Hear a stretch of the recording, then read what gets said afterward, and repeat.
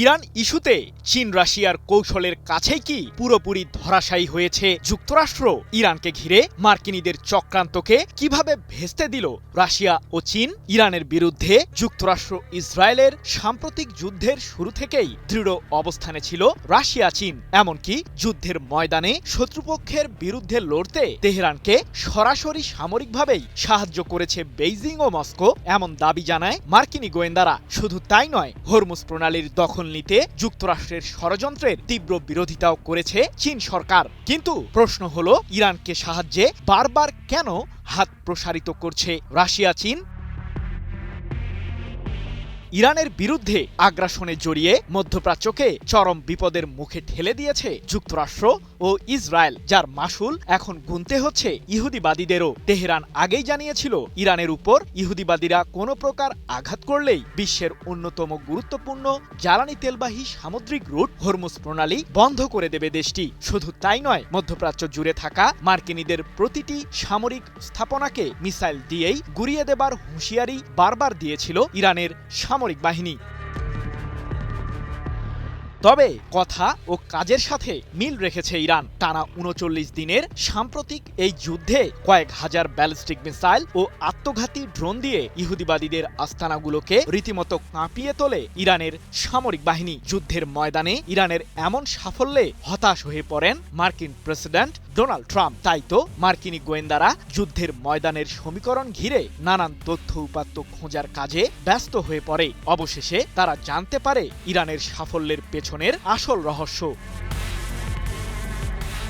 মধ্যপ্রাচ্যে ইহুদিবাদী শাসন ব্যবস্থার বিরুদ্ধে সর্বদাই দৃঢ় কণ্ঠস্বরের ভূমিকায় থাকে ইরান। তবে যুদ্ধের ময়দানে কোনোভাবে ইরান হেরে গেলে যে তা রাশিয়া ও চীনের জন্যও ক্ষতিকর, সে বিষয়টি বুঝতে পেরেছে দেশ দুটি। তাই তো সাম্প্রতিক যুদ্ধের শুরু থেকেই মধ্যপ্রাচ্যে থাকা মার্কিন সামরিক স্থাপনাগুলোর পুঙ্খানুপুঙ্খ তথ্য ইরানকে দিয়ে সহায়তা করেছে রাশিয়া ও চীন, এমন দাবি যুক্তরাষ্ট্রের গোয়েন্দাদের। যার কারণে ইরানের মিসাইল ও আত্মঘাতী ড্রোনগুলো ইহুদিবাদীদের আস্তানাগুলোতে নির্ভুলভাবে হামলা চালাতে সফল হয়।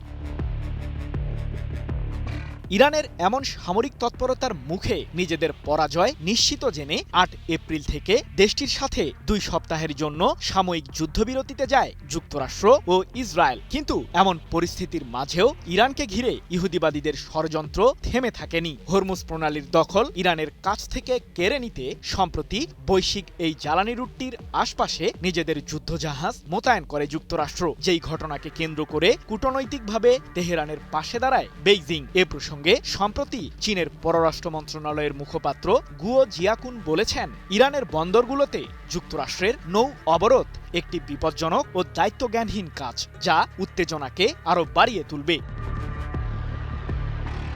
এদিকে হরমুজ প্রণালীকে ঘিরে মার্কিন প্রশাসনের এমন অপতৎপরতার মাঝেই চমক দিয়েছে চীন। যুদ্ধের ময়দানে উত্তাপ আবারও ছড়ালে ইরান যাতে মার্কিনীদের যুদ্ধ বিমানগুলোকে প্রতিহত করতে পারে, সে লক্ষ্যে তেহরানের কাছে এয়ার ডিফেন্স সিস্টেম পাঠাচ্ছে বেইজিং, এমন দাবি যুক্তরাষ্ট্রের গোয়েন্দাদের। ম্যানপ্যাড মডেলের কাঁধে বহনযোগ্য এই আকাশ প্রতিরক্ষা ব্যবস্থাগুলো দিয়ে স্বল্প উঁচুতে উড়তে পারা শত্রুপক্ষের যে কোনো যুদ্ধ বিমান কিংবা আত্মঘাতী ড্রোনকে ঘায়েল করতে পারবে তেহরান। আর এই এয়ার ডিফেন্স সিস্টেমগুলো মার্কিন সামরিক যুদ্ধবিমানের জন্য জটিল হুমকি তৈরি করবে বলে মত বিশ্লেষকদের।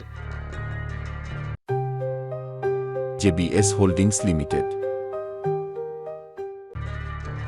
আর ইরান যে আকাশ প্রতিরক্ষায় আবারও শক্ত ভিত তৈরি করছে, সেই পদক্ষেপের তথ্যই তুলে ধরেছে দেশটির সর্বোচ্চ প্রতিরক্ষা বাহিনী আইআরজিসি। ট্রিগারে আঙুল রেখেছে ইরানের সামরিক বাহিনী, এমনটি জানিয়ে আইআরজিসি এক বিবৃতিতে বলেছে, যুক্তরাষ্ট্র ও ইসরায়েলের যুদ্ধবিমান এবং ড্রোনগুলোকে আরও শক্তির সাথে ভূপাতিত করতে এয়ার ডিফেন্স সিস্টেমের প্রতি জোর দিয়েছে তেহরান, যার সাহায্যে পূর্বের চেয়েও ধ্বংসাত্মক ও অনুশোচনামূলক জবাব দিতে প্রস্তুত আইআরজিসি।